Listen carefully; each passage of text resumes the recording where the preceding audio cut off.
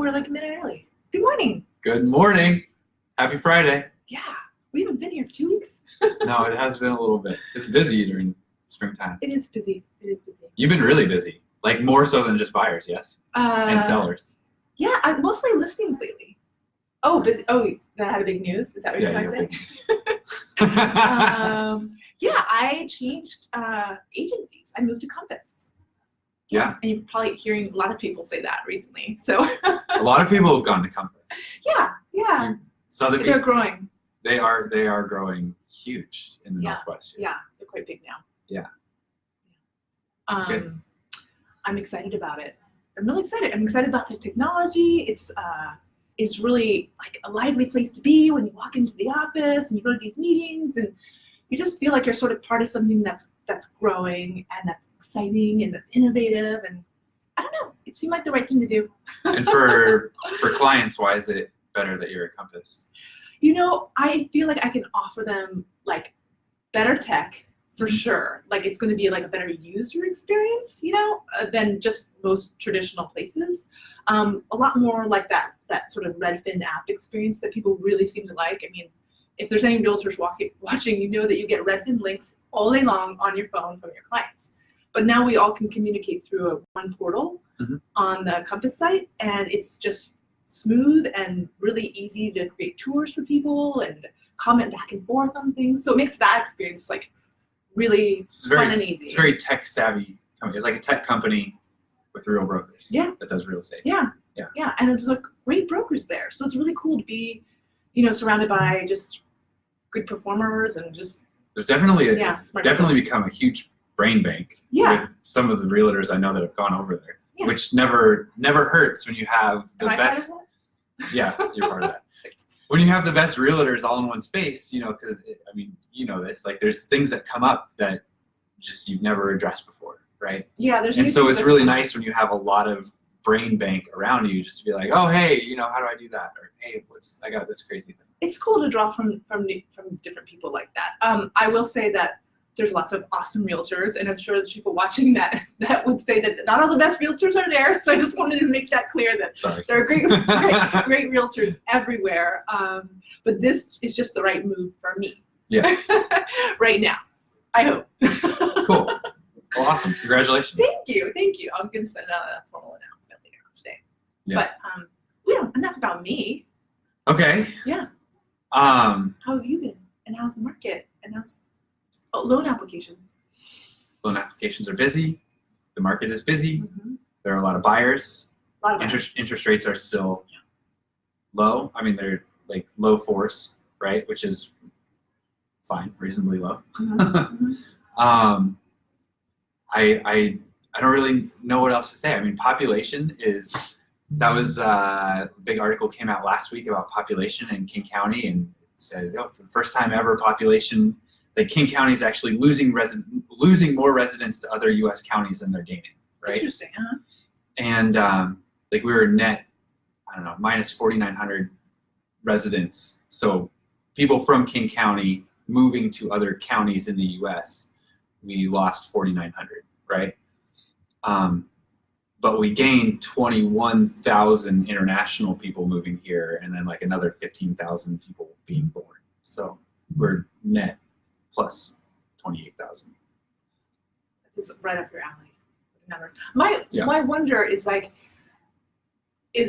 the people that are leaving King County going to counties nearby? Because that's what I'm experiencing in my business. Did you read? Oh my goodness! It's like you're just teeing it up for me. I don't even think you tried. Okay. Because I was like, they only looked at King County, and so I went in. The Seattle Times only looked at King County, so I went into the U.S. Census, of course, right? Okay, yeah. Looked up all the charts, and I was like, well, what happened to Kitsap, Pearson, Snohomish County? Right. Oh, it turns out they're like crazy gains in county to county, right? Not a whole lot of international stuff, because the international people will move to the city center and then go out, right? Mm-hmm. And so it was like, as a whole, Snohomish, Kitsap, and Pierce County exploded in county to county growth. Okay, and so I was like, it doesn't tell you where people came from. Mm-hmm.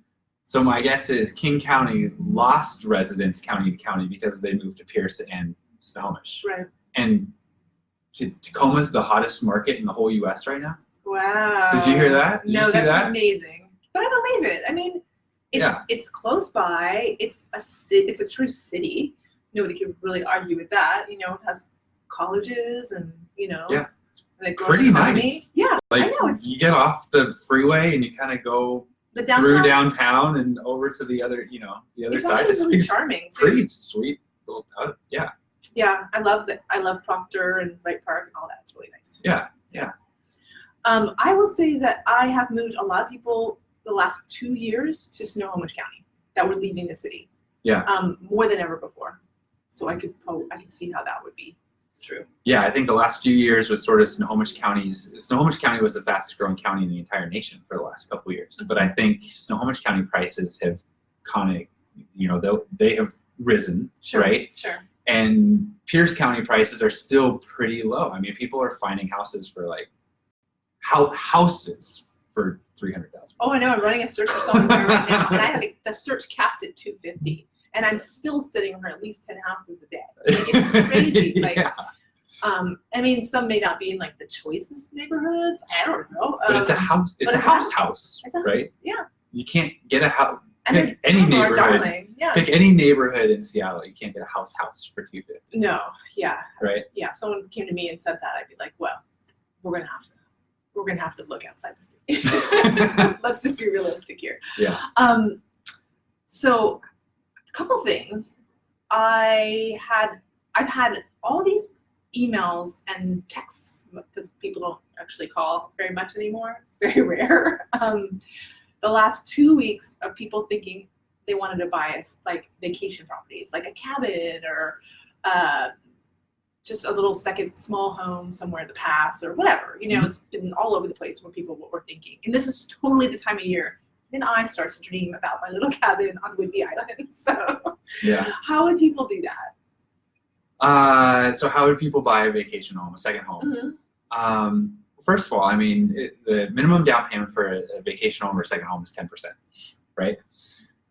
You still don't have to put 20% down like you do if it's an investment property that you plan to rent out. So vacation home, minimum down payment is 10%. If you didn't have the 10% or whatever, then you could take a home equity line of credit out on your current house, borrow some of your current equity, and then you can use those funds for your down payment on a second home, right? Mm-hmm. So really, it's a matter of if the income calculations qualify. If you can qualify for 2 mortgages on income, the down payment, you either have the 10% you borrowed against your 401k, you borrowed against your current house in a HELOC, or you have it sitting in your checking and savings. Interest rates on a vacation home are maybe 1/8% or 1/4% higher than owner occupied. Uh-huh. It's really pretty on par with owner occupied. Uh-huh. It's investment properties that the interest rates really skyrocket. 0.75%, full percent higher than owner occupied. But second homes are actually pretty easy to buy, all things considered. They're not much harder than regular homes. I'm anticipating that people are thinking, if they're watching right now, hey, well, what if I wanted to rent out my second home as a vacation home part of the year? Like, do I have to live in a certain number of days? It's still considered a vacation home as opposed to an investment property? No, there's no, so it's sort of a gray area, and this is kind of how underwriting guidelines are written, is that they leave it up for interpretation, right? Then if something goes drastically wrong, it allows the courts to make the appropriate decision, right? If it goes into foreclosure and goes to court. So there's no specific days that you have to vacation in your vacation home. It's all the intent. How do I say this? You're the lawyer here. I always say, I am the lawyer here. I always say that when it goes to court eventually, the court's going to look at the intent of the parties. It's the intent, right? So, okay, intent of the parties, right? That's the term. Yeah. So it's the intent of the parties. What was their intent when they bought the house, right? When they bought this house, were they intending to vacation there? And did they just so happen to vacation there a little bit, but then say, oh, I don't want it to just sit vacant for the 180 days or whatever per year. I can make some money off of it, Right. That's right? not mortgage Airbnb fraud. it out. It's not mortgage fraud, right? Because your intent was it's a vacation home, and it is a vacation home. Now, if your intent was I'm going to buy this as a vacation home, and then I'm never going to vacation there because I'm going to Airbnb it out, that would be wrong, right? Yeah. That, They'll probably look at lots of different things to see what someone's intent was. and it's a gray area, and it just so long as your heart's in the right place, you know. Interesting. You heard it here. I hope I don't get subpoenaed for anything here. Kyle said on Facebook Live. Yeah. Well, this is good to know. I mean, it really comes up quite a bit, and people are not sure how much, you know. Yeah, Airbnb. Don't go find a long-term renter. That's totally like that really puts you on one side of the intent, right? If you buy a vacation home and then a month later you're like, decided we couldn't vacation, signed a 1-year lease, right? It's like, I don't know about that. Yeah. Don't do that. But if you want to Airbnb it out a little bit, it's probably. It's kind of nice, probably, because you really want eyeballs on your vacation home, maybe when you're not there, because it's probably not so convenient to see it all the time. I mean, you've seen houses that just haven't been occupied. Like I saw something I don't super know weird what, yesterday. Yeah. I don't know what happens. It's like it's a nice house. It's all buttoned up. But if someone's not there for a month, it's like it starts to smell. It's got critters in it. Bugs take over. Like the it just sort of brambles here decided that they wanted to descend over the house. Nature just sort of takes over the house. Like just having someone walk around in the house on a daily basis will keep a house more. It's true. You don't even have to do anything. You just like I don't know what it is. Yeah, it's true. You need to help. It needs to be loved and cared for. Yeah. And watered, just like a garden. I had something else weird come up the last couple. Do you want me to shoot it at you? Just hear it. Yep. I had somebody who wanted to use their Bitcoin as part of their down payment on a house, and we were really sort of calculating in that Bitcoin currency into his down payment. Although he didn't necessarily need to use it, but he was like, I guess it was something he was considering. And then of course we found out yesterday, well, that maybe he couldn't use it, and maybe you can tell us why he couldn't use it, because it was still in his Bitcoin account, and we were closing in 3 weeks. Go. Okay. So I'm not an expert on cryptocurrency, but I probably know more through osmosis than most people do, because my brother is the CEO. My brother and his wife are CEO and COO of CoinMe, right? Which is what CoinMe, which is the largest Bitcoin ATM company in the U.S. They just signed a deal with Coinstar. No way. And so Coinstar has like 21,000 kiosks, right? Yeah. And so they're rolling it out on their interface out on Coinstars. And so they have 1,000 pilot Coinstars where you can buy and sell Bitcoin, Ethereum. We should have them on. Ripple. Yeah. Anyway, so because Neil is my brother, and at family dinners, you can't help but over the last 7 years be like, oh, I'm kind of learning. It's really topical too. It's coming up more and more. So I know so that's the foundation of my knowledge for cryptocurrency, is that I have a brother who's like crazy involved, and he's hired a few of my friends. So a few of my friends are now crazy involved, and I just get it through osmosis. So the problem with cryptocurrency is that it first came into being because it was unregulated, right? And which makes banks like Chase Bank and Wells Fargo, like all the big banks and financial institutions, Fannie Mae, Freddie Mac, Ginnie Mae, they don't, you don't want to have someone buy a bunch of, buy a house on unregulated funds, right? The same reason that we have to document bank statements, like where did this gift fund come from? Where did what's that deposit from, right? You want to know what it came from. But with crypto, for a long time, you didn't know where the money was coming from, right? You couldn't source that it wasn't from, it wasn't the mafia trying to buy up houses or laundered money or something, right? And so institutions just said, no, we're not going to do this, right? Well, what is the International Financial? Monetary Fund? No, like the International Financial Police. Who are they? Anyway, there's it's not Interpol. Definitely not Interpol. No, there's an international governing body for finances. Anyway, they track. Now there's the technology exists that each coin that is mined has its own serial number, like its own social security number, right? Uh-huh. And so you can track where the coins came from, just like each dollar has its own serial number, right? And so you can track whether or not a coin was involved in drug trade or money laundering or trafficking. You can track each coin. Fascinating. Right? All of them? Every single coin. Because I thought the From whole point was people wanted to like buy on Silk Road or whatever, you know, what these Right? So you can do it now. And so when I'm like dying, I need to know. You would know. Anyone would know. Is this? IMF. So No, yeah, that's the International Monetary That's what Fund. I thought. That's not thanks, Jeff. That's I not guess it. we're wrong, but we're on the same page. Yeah. And hi. This policing agency, whenever they, let's just say they have a big drug bust, right? And they seize all these assets, they can flag the coins as these are dirty coins. These are dirty Bitcoins, right? And it'll sit in, I don't know, those coins will season in the financial police, you know, their system for a while, right? It Until they're doesn't clean? Well, I mean, it's just like any dollar, right? So think of dollars, right? Mhm.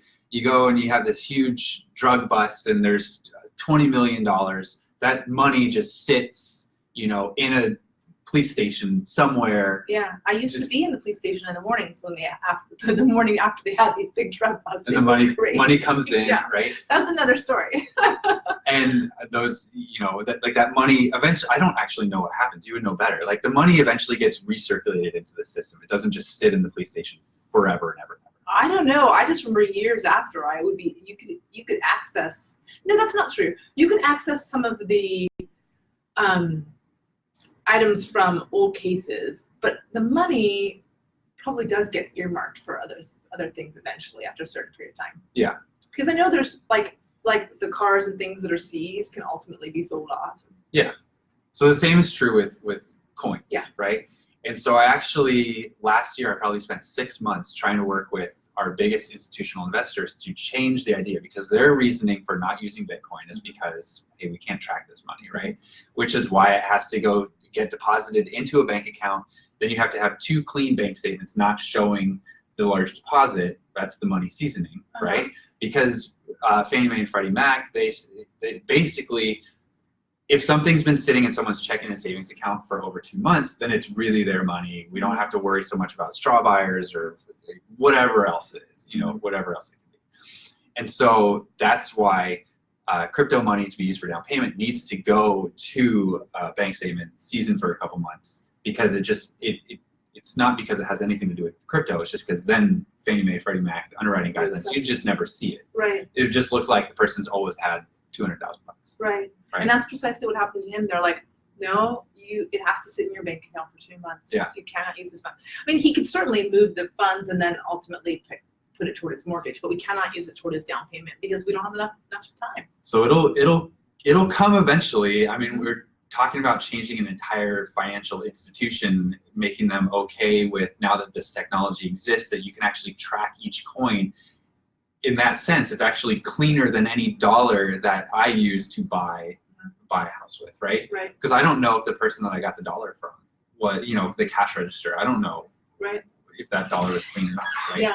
So you can actually track these coins all the way back to when it was first mined, That's and whether or not it's clean or dirty. Cool. And so with that technology, we tried to, hey, let's be the only bank that can use crypto, and ultimately the investors, the financial institutions, everyone, the powers that be, we're just like, we don't know enough. We're not going to do it. No one wants to be a pioneer. No one, not for that. Not you for know? that. No, I understand that.